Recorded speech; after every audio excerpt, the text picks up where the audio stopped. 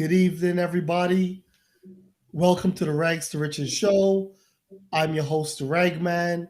I have my co-host, Timmy. Say hi to the people, Timmy. Hi everyone. And Chris. Say what's up, Chris. You can't hear Chris. Where's your sound, Chris? All right, Chris, check your sound. Hi everyone, no, I'm here. Oh, I'm there just you go. So, okay, we All got it. right. We got it. I We knew got there it. was some problem. I didn't speak. Until It's all good. Well, hey, another fantastic Friday. This is another beautiful weekend. So hopefully everybody's going to get ready for the weekend, have some fun. It's nice and sunny out here in Jersey. All right. So we're going to jump into this topic with no further ado. And today's topic is selling your raggedy house. Basically, we're going to go through some questions that I got from sellers who are in distress with their properties. Timmy's going to read them off, and I'm going to try to answer them to the best of my ability. I'm going to tell you how we buy raggedy houses and how we help sellers at We Buy Raggedy Houses. That's developers, the house sellers 911. So, Timmy, let's kick it off. All right, tell me, we got a few questions. Let's see the first one. Okay, the viewer says, I got divorced and I would like to sell the house. What is the procedure? All right, so I got to preface this by saying I'm not a lawyer. I can't give legal advice. I can only speak to you in my capacity as a real estate investor and, of course, as a licensed real estate broker, which I am both, and a loan officer. So when it comes to selling, very painful situation. And unfortunately, many of the couples have to go their separate ways. And then they got all these entanglements, usually around real estate or real assets. So of course, once that's settled between, the attorneys or amongst the couple themselves, then you got to liquidate the asset. Or if one person is going to keep the asset, usually the other person buys that person out. Now, let's talk about the part where we would come in. If you need to settle the divorce quickly, then what you're going to probably want to do is sell it quickly. So there's two ways to sell it. One is you can sell it to an investor, typically a cash buyer. That means you'll sell it as is, and you don't have to worry about doing repairs and getting it market ready. Um, Now, typically, when you sell to an investor, you're not going to order the same price that you would if you sell it on the market. This is not always true, but most of the time, because investors have certain numbers they need to hit when they are buying. Typically, investors like our company buy for between 65 to 75% of the after renovation value, fixed up value of the property minus repairs and closing costs, right? Most of the Mhm. time, repairs are a little bit less than the average wholesale homeowner because we work with the contractors a lot and we buy materials in bulk. So we're able to typically give better prices. You would go with this option if you one got to sell quickly, and two, if the property needs a lot of work because neither side may want to put up any money. So the best thing is just sell to an investor, get it over with. The next way is you can sell market. Typically, this involves a real estate agent, and of course, we have a brokerage called Smart, and you definitely download the app. Even if you're not in Jersey, our app is nationwide. You can download the app, type in Smart Realty in the App Store, and you can find the app. Look for the gear logo. You download the Smart app, and you can literally find a agent close to home. And typically, you want to pick one of the agents that's active, that's actually selling properties. So you'll see the listings they have in the area where the property is. So those are the two ways you want to sell. Sell quickly to an investor, usually for cash as is, or two, you want to sell on the market with a licensed real estate agent. So hopefully that answers your question. What's the next? Okay, so what would be your advice for her or him? To find first an attorney or to find first an agent or investor? So first of all, it all depends on how how the couple is handling the divorce. I mean, Mhm. if it's amicable split, everything's fine. They agree to sell the house. You know, that's one situation, right? And then, of course, they both may agree to the agent because they're trying to do this peacefully. If it is probably hell on earth, a lot of fighting, then you want to get attorneys involved, and but you still want to negotiate the sale. You don't want a judge to come in and have to deal with it. Try to at least, as a couple, work out the split of the assets, because if you don't, you can end up losing a lot of money just by your own anger and angst, and about the situation. One person wanted to hurt the other person. I've seen that a lot in my career, which doesn't really make a whole lot of sense. All right, it'll just leave yourself vulnerable to be taken advantage of. So the best thing is to try to reach an agreement with the other side or through the attorney, and try to have a more controlled sale. That way, you recapture most of your equity. All right. So hopefully that answers the question. Okay, thank you, Alvin. Let's see the next question. I lost my job due to COVID-19 and not able to pay the mortgage. What can I do? All right. So good question. Now, so the government is actually just passed, of course, the 1.9 trillion dollar COVID relief package, and in there should be some relief for sellers and some tenants who fell behind due to job loss. I'm pretty sure they're going to ask you to verify that it's legitimate that you did lose your job, but of course, I would definitely go ahead, just put it in a search engine and apply for it, and you try to apply for those resources. Um, if you're not qualified for that relief and your property has equity, I would advise selling. Why? Right now, at this point in time, 2021, home prices are through the roof. We don't know how long that's going to last, right? And some people didn't expect that to happen because they thought it's a pandemic, everything was going to go down. But what happened in the pandemic, sellers that would normally sell and move to Florida or Texas or move down south, especially in the northern region, they stayed put. They didn't want to sell. They didn't want to travel. They didn't want people to walk through their houses because of COVID. So that took like 60-70% of the houses off the market. Just done. The only people that kind of put the house on the market are people who really needed to sell. And because of this, that created a spike in prices, right? And then to make it worse, you have very low interest rates. So you have a very little supply, right? Laws of supply and demand, very little supply, a high demand. Why? Because people are trying to leave the city, which one is more expensive, and they have higher incomes, and move to the suburbs, right? So you got those problems. Then you have a very low interest rate, making home ownership more affordable. So you have this huge spike in home prices. So if you're going to sell, now's the time to do it, because we don't know what's going to happen next year. All right. So hopefully that answers the question. Of course, if you want to sell, you need to sell.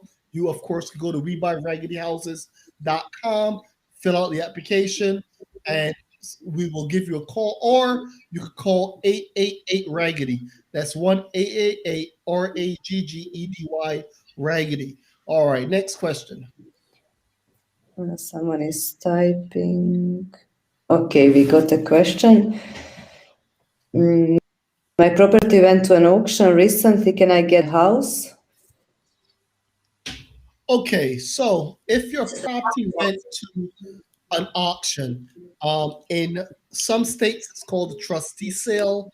In judicial states, it may be called a sheriff sale, right?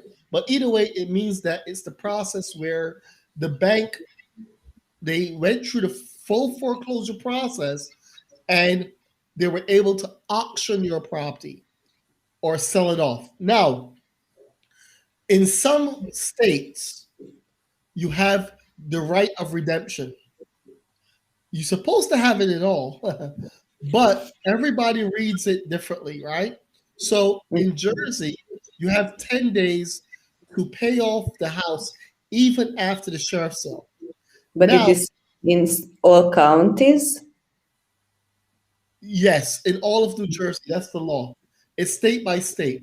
But the issue is in some states, like in New York, they try to say they don't have a right of redemption, which is kind of false, right? Which is, so, but my advice if you're in New York, don't let it go to foreclosure. Sell it, do something to stop that foreclosure, because once it goes to foreclosure in New York, it, they're not as cooperative as they are in Jersey with the right of redemption, right? Now, in some areas like in Jersey, I know for Jersey for sure, you may even get longer than the 10 days. Why? Because a judge can extend the right of redemption. Okay? But I would not trust that. I've seen people push the issue and got themselves into real trouble. So hopefully that answers your question. And of course, if it recently went to auction, you probably need to contact Revelopers, the House Sellers 911, ASAP. That's us. The best way to call us is call us at 1-888 Raggedy. That's 1-888 Raggedy, and one of our people will speak to you. Okay. So, all right.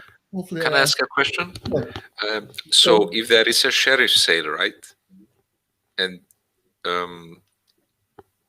the seller, the person pays off 10 days after, that sale is cancelled? Yeah. So if they redeemed, that's the word, right? If they redeemed their property, then they totally don't owe anything. In fact, we just went through a situation like that, two situations like that recently. One property where the lady, she went to auction and she waited very long. She actually contacted us like 5 days after the auction. And then we spoke to her. She decided, okay, she was going to sell. We signed the contract, I believe it was on a Thursday or Wednesday or Thursday. And we had to close it on a Monday. So we for what I remember, we closed the property in 2 days, which was ridiculous because that was cutting it way too close. But we were Mission Impossible. that was over in Elmwood Park. It was, but we were able to close that condo. We closed it in 2 days. Title, everything done. And she was able to get herself out of foreclosure. And then there was another gentleman in Belleville, New Jersey. We closed him in 4 days, and his was actually not just a foreclosure, but it was also a probate situation. Yeah. But luckily for him, right, you remember that. And luckily for him, he had gone through the probate process, so he did have the house. He had the deed. He had the estate, the ownership of the estate. But we still had to go and get some paperwork, which the Essex County lady in probate was very nice to give us. She said, "Hey, normally this will take like 2 weeks to get, but we know the situation." She turned it around for him the next day, and she got him the document. Off my head, I can't remember the document, but the certificate he needed in order to sell to us. So we accomplished that. We closed that in 4 days, and he was happy. He made a ton of money. He didn't lose his property, and of course, we turned around, we fixed it, we sold it, and we did well as well. So that was a great deal for all sides. All right. So not just raggedy houses, inherited houses as well, right? Yep, ragged, inherited, all developers, the house sellers 911. So all the tough situations is the ones all companies been dealing with for the last 20 years, I may add. Over 20 years now. Right? Oh, well, we got two more questions. Okay. All right. So how fast can you buy and close my house? We just discussed it now. Yeah. So So the fastest that I've closed houses, and it's been more than one, was 2 days. Right? And what takes the longest is the title work. Right? Now, typically, we've been working with title people who will turn around the property, but quickly. But we tend not to like to do that, right? It's best to give yourself time because all the problems involved. So I just put up on the screen our 1-800 probate billboard, and as you can see, we own that space. So not only we own webuyinheritedhouses.com, we own inheritedhouses.com and 1-800 probate. So we've been helping people out of those situations for over 20 years now. All right. So hopefully that answers the question. okay, let's move to the next questions. Okay, I don't want to list my property in the MLS, but if you have a buyer, you can just bring it and I will pay you the commission. Is this possible? So for developers, yes. So developers, we are the buyer, so that's easy for us. If you're looking to sell to us as an investor, so the problem becomes we're math driven. So the way that us as an investor works, and I'm telling you the secret sauce, this is how investors do it. You take what's called the ARV, after renovation value. That means what will this house be worth when it's fixed up? So let's say the house is worth $100,000 fixed up. You're going to multiply it by 65%. This is the historic percentage that most private lenders will lend on and most investors don't want to go over. In some instances, they'll go higher, and that gets a little bit more complicated. That depends on if it's an A, B, C, D neighborhood, right? And then, of course, the top of the line, B is a little bit beneath that. C is the common, area that most of us live in, the suburbs. D is a little bit rougher, and then it goes from there. So the calculations vary depending on the area, but the sweet spot, the typical $300,000 property is typically in the C area. And the percentage usually used is 65% of the after renovation value. So investors are going to take the after renovation value multiplied by 65% minus the repairs. So the house is worth $100,000 fixed up. They're going to multiply by 65%. That means $65,000 is the highest that they're going to invest total in the property. That means acquisition, construction, closing, everything, minus renovation costs, which typically are about, we don't know really, but let's say the renovation costs are 10,000. That way you're up to 55,000, and let's say repairs are, closing costs are another 5,000. So that brings 50,000. So yes, the house may be worth 100,000 fixed up, but your offer may be no more than 50,000. And why is this? Because the person who's buying the property, the investor, they're not buying it for any reason. They're buying it to make sure they make money, right? Because of course, many times investors like myself have lost money. Anybody that says they've never lost money is a liar, first of all, or they just haven't been doing it long enough, right? So you can and you will lose money investing in real estate. That's why investors put those numbers in there, especially seasoned ones, to protect themselves, right? And you may say to yourself, well, I wouldn't sell my house for that cheap. Well, you're not. What you're doing is you're selling your house in the as-is condition. So if your house is raggedy, that means the roof is shot, the kitchen needs remodeling, the plumbing is crap, the electrical is shot, then your house is not worth 100,000.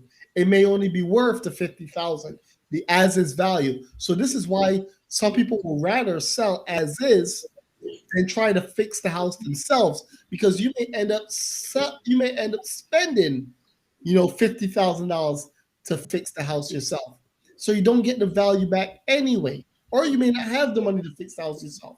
So most people that sell to us, they don't want to deal with that headache. They want to sell fast for cash and get it over with. Okay, so that's how the numbers work out. Any questions on that? Now, to answer the second question was about a real estate agent. Okay, Mhm. so Yes. so that's the second part of the question. So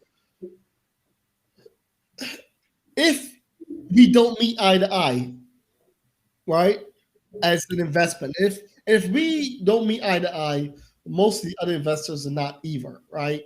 Because most of them go with that same formula, depending on neighborhood, right? So you Mhm. can go from 65% of the ARV up to 75% or so, depending on if it's a great neighborhood, right? Because of course, if it's a great neighborhood, it's less risk, easy to sell, etc. Or you may make more because it's a higher price point. But if you can't agree to sell to an investor as is, you may have to put it on the real estate market. The problem with putting it on the market is if it's in rough shape, then you're going to have to fix it yourself because you're not going to get your certificate of occupancy to sell. You see, the typical buyer, first time home buyer, second time home buyer, they're usually getting a mortgage. So even if they would take it as is and they wouldn't mind, the bank doesn't care because what's going to happen is you sign a listing agreement, so now you're tied up with an agent, you sign a contract of sale, you tied up in a property, and now you got the mortgage company for the buyer, right? A third party that you think doesn't have anything to do with you, telling you and dictating to you that, hey, for us to give you the money, you got to change that broken window. You got to fix that plumbing. You got to update that thing. Yeah, even if they put in the contract they're buying it as is, it doesn't matter because most of those contracts are subject to mortgage approval. And if the loan does not approve of the condition of the property, you're not going to be able to close that deal until you do that repair. So, word to the wise. This is why people sell their raggedy houses to investors like myself. Okay? So, really think about it. If you got any questions, as you can see, we're honest. We'll tell you the truth. And besides, we have both companies. We have the investment company and we have the brokerage company. So if the investment company is not able to buy it, for us, we still benefit because we have Smart Realty, and Smart Realty could broker it and sell it for you. So we have nothing to lose by telling you the truth and being honest with you. Okay? So give us a call. Once again, Revelopers, the House Sellers 911, webuyragedyhouses.com, and you can reach us at 1-888-RAGGEDY. That's 1-888-RAGGEDY if you're in a raggedy situation. Hopefully that answers your question. On to the next question. All right, Ellen, we are getting questions. What's the benefit of me selling my property if I'm foreclosure versus fighting it out with the bank? Great question. So when I've met with thousands of sellers over my career in foreclosure, right? And I've helped hundreds of them out of foreclosure, literally, right? And they've thanked me, raving reviews for getting them out of the situation. Here's the one common thing between all sellers and foreclosures. Most of them, 99.9%, are what I call emotionally attached to the property. So my job is typically to bring them from being an emotional attachment to make a logical, rational decision based on math. So many times, what I would do with a homeowner is I will literally get a pen and pad, and what we will do is we will break out what their income is and what their expenses are. Now, if you ain't got no job, that's easy. Your income's zero. So, not too hard to figure out what you need to do. But if you're working, let's say you're making $1,000 a month, your mortgage is $500 a month. Your kid's school is, fees $100. Your car is $100. Before you know it, if you do the math, your expenses are $2,000 a month, and your income is $1,000 a month. Either you got to add to your income, or you better call up your mama and ask for a place to come stay, because financially you're not going to be able to keep that property. It's best to get yourself in order, liquidate. Hopefully, it has some equity, and sell that property versus losing a property, losing the equity, and ruining your credit, and possibly even getting a lawsuit on you. You don't want that either, right? From the bank. So a deficiency judgment or something. So look, that would be my advice. Sit down with a pen and pencil or a pen and a calculator. How much? What's your income? What's your expensive? Be a realistic. Set a budget, right? Even if you've never done it before, right? If you want, give me a call. We can help you out. Set a budget, and then make a rational, logical decision, not an emotionally involved decision. Because most people, they'll make an emotional attached decision, and then they'll say, "Oh, but I want to keep my house." And I say, "Okay, great. How much money do you make?" "Oh, I'm not working." "How you paying the mortgage?" "Oh, I'm not paying the mortgage." So they leave me stuck. Like, okay, so how are you going to keep your house? "Oh, I don't know. I'm just going to file bankruptcy." By the way, guys, bankruptcy is typically only a temporary delay. I'm not going to get into Chapter 11, Chapter 7. None of that matters. For the most part, it's usually only a temporary delay, unless it's total liquidation, and then you can't keep the asset anyway, right? So my advice is make a logical decision. Give us a call. We'll help you through the process. But that would be my answer.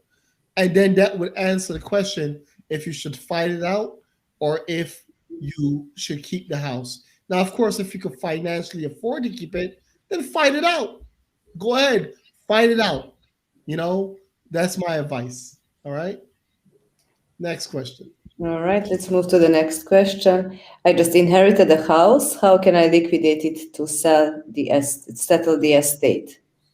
All right. So, very good question. So, we get this a lot. In fact, I'll put it back up on the screen. Thank you, Chris, for hitting us off with that. That's the 1-800-probate sign that Chris put up for us. So webuyinheritedhouses.com. I'll put it up there for a second. If you guys have an inherited house you want to sell, go ahead and call that number. All right, and we'll be happy to help you. That is Uncle Rich, our mascot, the inherited houses on the side. That's what we do, right? So, if you're in the probate situation, you may have to complete the probate situation in order to sell. People's usual issue here is inheritance tax, splitting it amongst the heirs, etc. Right? And typically, a good attorney will walk you through that process. Then, after that is done, you got to look to liquidate the property, unless you're going to keep it if you're the only relative. But typically, if it's more than one heir, HEIR, then they may want to liquidate and sell because they may just want the cash. They don't want to deal with managing the property. And many times, the heirs don't even live in the state. So you have a property in New Jersey and your kids live in Florida. Fortunately, you pass away. Now the kids have to deal with it. It's impacting their lives. So usually they sell the property. And of course, you know where to call. Call 1-800-probate. The webuyinheritedhouses.com. That's us. Okay. All right. Hopefully that answers the question. All right, any more questions, Timmy? Okay, thank you very much, Elvin. The last question: if I do a short sale, can I get money? So my favorite thing, short sales. Why is short sales my favorite thing? Because I just love to help people out of foreclosure, and I love to help them negotiate their debts. Right. So um, I'll put my real estate hat on for a bit. So when I was a realtor, I helped a lot of people, um, you know, sell their properties in short sale. And typically, there's two ways to get paid as a seller, two legal ways to get paid. The first way is the seller's incentive. The seller's incentive is money that the bank allows the seller to get when they sell the property. So let's say you owe $300,000. The property's raggedy. It could only sell for 150,000, right? Everything needs total gut job, let's say. So the bank knows this. The bank's not stupid, right? The bank's not like you're not pulling anything on the bank, right? The bank has, you know, appraisers, they have in-house appraisers, external appraisers, sophisticated algorithms. Trust me, they got stuff way better than Zillow. In fact, they use something called House Canary, which is excellent at getting values, present values and future values. So the bank knows what the house is worth. So the bank is looking at it as okay. Well, I got my PMI insurance. That means that whenever you sell a property at a loss, they're going to get their money back, pretty much, right? So that's the principal or primary mortgage insurance, principal mortgage insurance. So the banks are covered, right? Fannie Mae, FHA, they cover the lender for their losses. So they're going to get that. The second thing the bank is looking at is okay, how much headache is it? Because remember, if you're not paying a mortgage, the bank has to carry the taxes, the water, they have to carry the expenses on that property, and they may not want to do that, right? You know that this your foreclosure process can last for years if it's in some cases, right? Depending on the state. Also, they want you to come out, they don't want the property damaged. So most banks, instead of going to sheriff's sale, right, or foreclosure through the foreclosure process, what they'll do is it's okay. We'll sell it for the as is value, right? So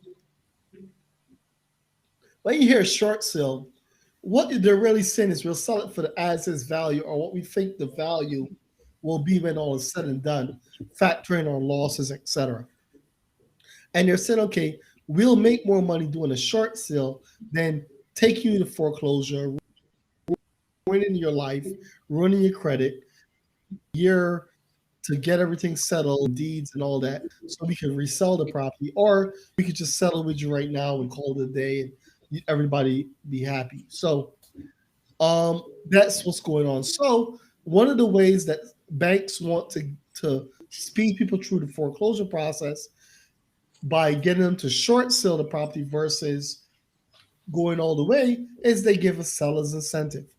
Now, you know, typically right now, sellers incentives range anywhere from 1,000 up to as much as $10,000. Usually I've seen it for the last few years around the $3,000 mark, right? When we had the last recession, I saw sellers concessions as high as 25,000. In fact, I got one guy, I got a seller $25,000. Um, the bank gave him 25,000 to sell the house, right? So that really did happen, right? And of course, and he had a raggedy house. So if you know, we buy raggedyhouses.com, right? Still us, A1AA Raggedy. Give us a call. So he had a very raggedy house, and he got up to $25,000. The bank allowed him to get in the seller's concession. But now, realistically, that doesn't happen anymore. It's typically closer to $3,000 now. So for the last few years, I've been seeing $3,000 as a seller's concession. Now, here's the second way. Now, if you don't get a seller's concession, there is another legal way, right? But it's kind of separate from the house, and it's called the bargain and sale agreement. So typically, what could happen is, and of course, you check with the bank, you disclose it, etc. You check with the state, check with your attorneys. But let's say, for instance, you have some furniture in the house, right? Chattel, that's what they call it, right? Then what you could do is the chairs, the you know stuff that you would probably normally auction off. You could say to the investor or the buyer, "Look, um, I will do a bargain and sale agreement that if we close on the house, you agree to buy this furniture for $5,000." And of course, it's written up, approved by the attorneys, etc. And that's another way for you to short sale and legally get money out of the property, right? And remember, with a short sale, you're telling that you're making the bank take less money, so you don't want to be defrauding the bank by letting them take less money, and then you're doing something um, shady, right? You want to make sure everything's above board, all your T's are crossed and your I's are dotted. Now, Tim, you said this is the last question, but I think there's a follow-on question, right? And that was if I could stay in the house, right? If I short sell it, is that correct? Oh, yes, yes, yes. Right. And how, if so, how long? All right. So, first question, right? So let's answer that question. Can I stay in the house if it's sold as a short sale? The answer is typically no, but you may have a short period where you could leave the house. So typically, when you sell the property, the buyer wants you out of the property, right? It's their property now. They want you to leave. Sometimes they give you 30 days to leave, right? You can work that in. Uh, However, if you want to stay more permanently and it's a short sale, I would tell you, I would caution you against that, right? Because then it could be frowned upon by the lender as like you defrauded the lender. Basically, you said you would move, you were selling it in good faith, you didn't move, and now you have somebody that's allowing you to stay in the property after you made the lender take less money. So, I would definitely speak to your attorney.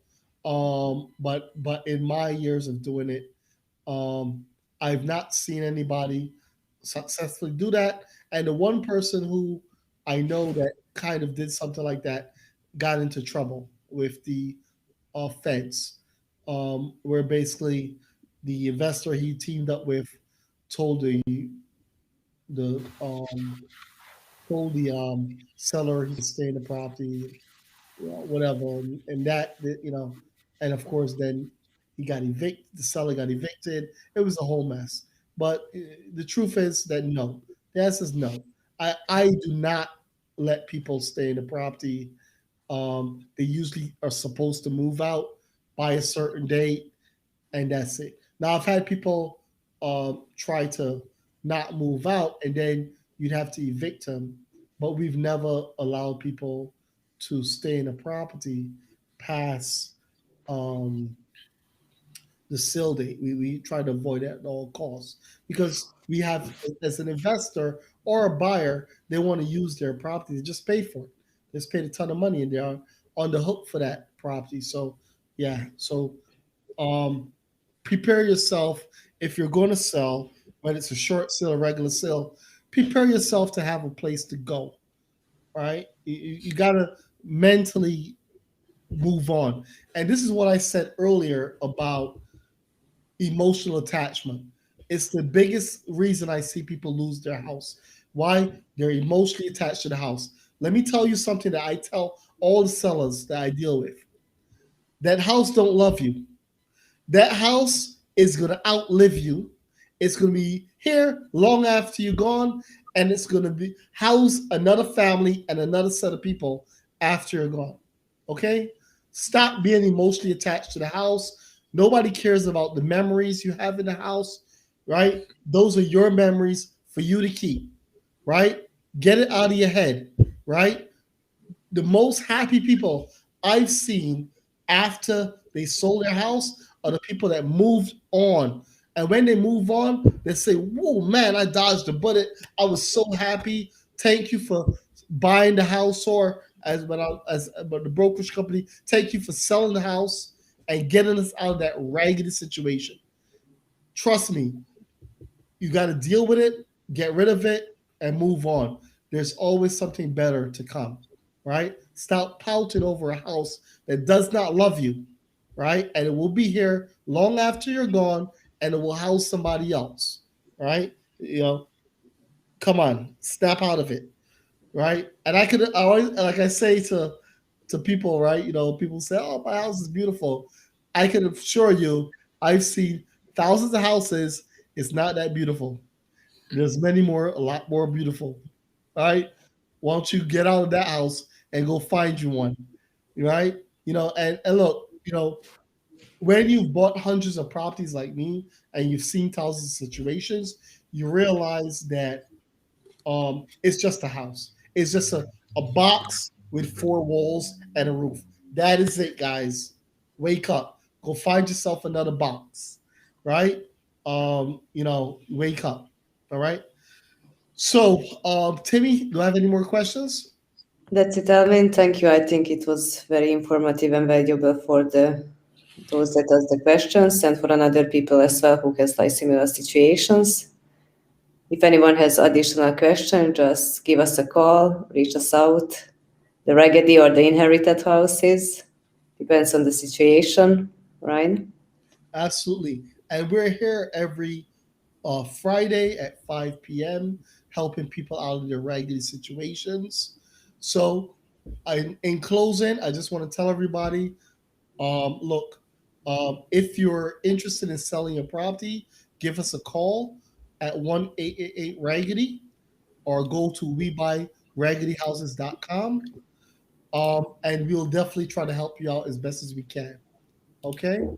All right, guys. Have a wonderful night. Thank you, Chris. Thank you, Timmy. Thank you very much. All right, guys. Say goodbye to the people. And Bye bye. we will see you guys next See you next week, next Friday. Friday. Have a wonderful weekend, everybody. All right. Enjoy the weekend. Bye bye. Over and out.